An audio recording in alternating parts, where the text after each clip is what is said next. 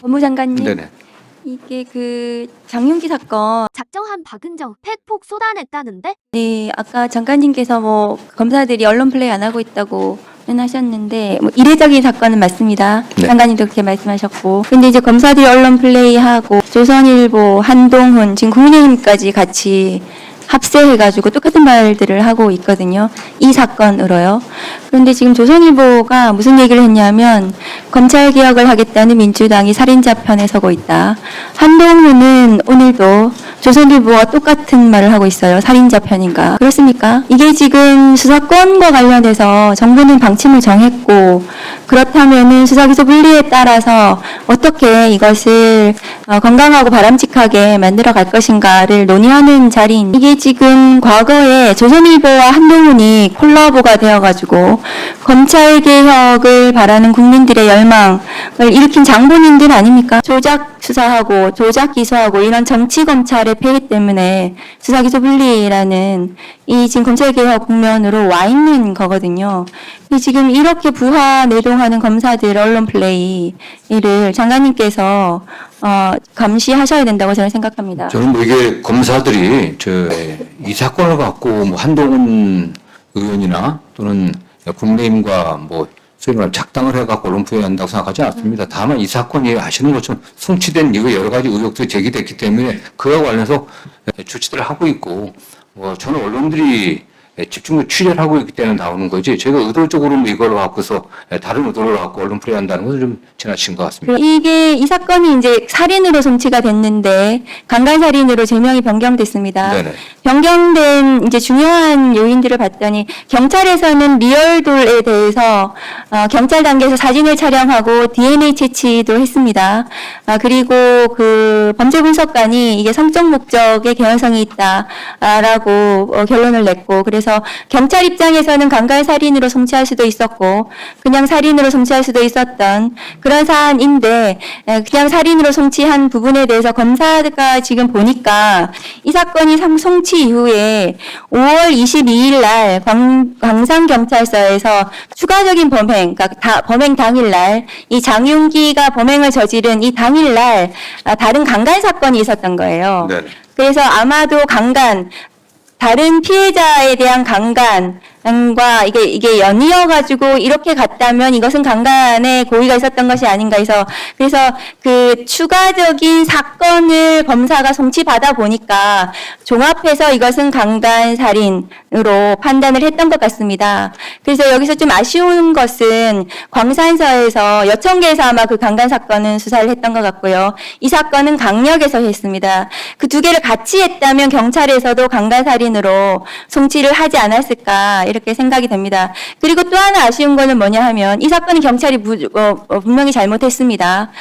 추가적인 이런 수사 부분에 있어서 미진한 부분이 있는데, 다만 강간살인으로 왜 송치를 안 했냐, 이 부분은 보안 수사를 하지 않더라도 검찰 단계에서는 죄명 변경은 가능하다라는 말씀을 좀 드리고, 다만 아쉬운 건 뭐냐 하면은 리얼돌 관련해서 검사들이 아버지가 리얼돌을 뭐 폐기했다 이렇게 언론 플레이가 어마어마하게 초기에 나왔는데, 리얼돌 관련해서는 경찰 단계에서 이미 사진을 촬영했고 DNA도 채취했습니다. 그럼 기록에 그게 붙어 있는 거거든요. 검사가 영장을 할 때. 그럼 리얼돌을 압수수색해라 이렇게 검사가 영장 단계에서 보안수사 요구를 할 수 있었는데도 불구하고 그것을 놓쳤던 거, 검사가 그렇게 했던 부분은 좀 아쉽습니다. 이 사건은 검사도 수사하고 있고 경찰도 수사를 하고 있습니다. 맞죠? 네, 그렇습니다. 그러면 이 경찰관에 대해서는 엄정하게 처벌이 될 것입니다. 아버지 경찰의 문제만 있는 것이 아닙니다. 아버지 검사들의 문제가 있습니다. 지난 정권 정적 죽이기 수사에 동원됐던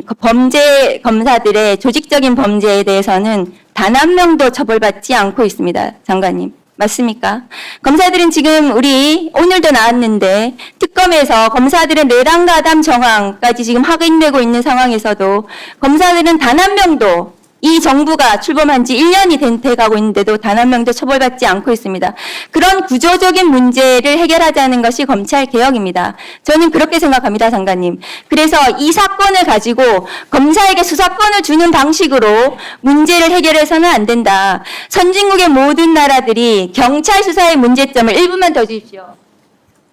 예, 1분 더 주세요. 선진국의 모든 나라들, 모든 나라에서 발생할 수 있는 경찰 수사의 문제점입니다. 경찰이 유착하고 비리를 저지르고 부패하고 검사도 마찬가지입니다.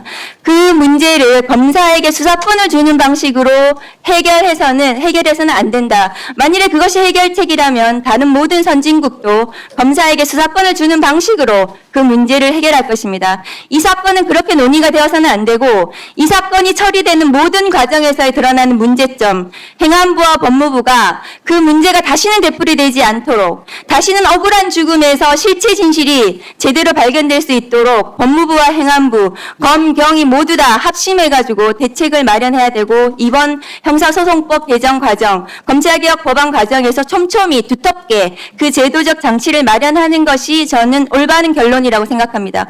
어떻게 생각하십니까?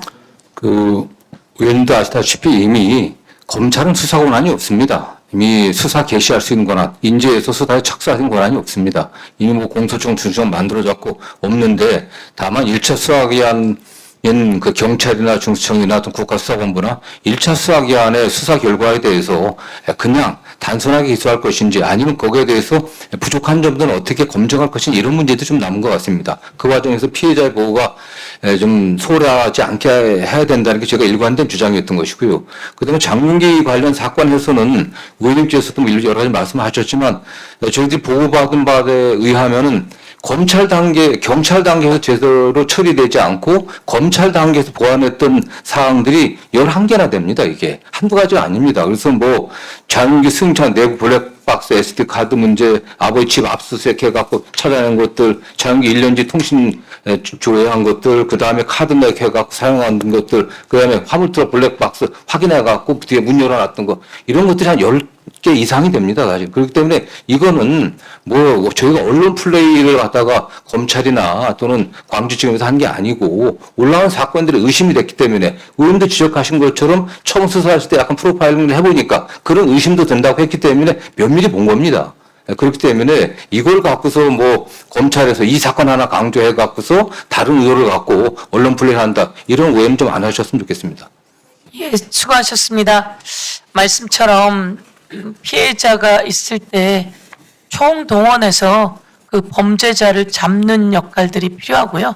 그 과정 속에서 경찰이 1차 수사를 하면서 경찰 안에서도 잘못된 게 있으면 확실하게 처벌되고 그 수사관들이 그 아버지 경찰하고 연결되어 있는 것 같으면 바로 교체할 수 있고 이렇게 해나가야 된다고 생각합니다. 그거는 경찰도 검찰도 중대범죄수사청도 마찬가지이면서 이 과정 속에서 또한 언론도 큰 역할을 함께 해줘서 이 범인을 잡게 되었으나 이 범인이 더 큰 범죄가 어디 더 남아있는지도 모릅니다.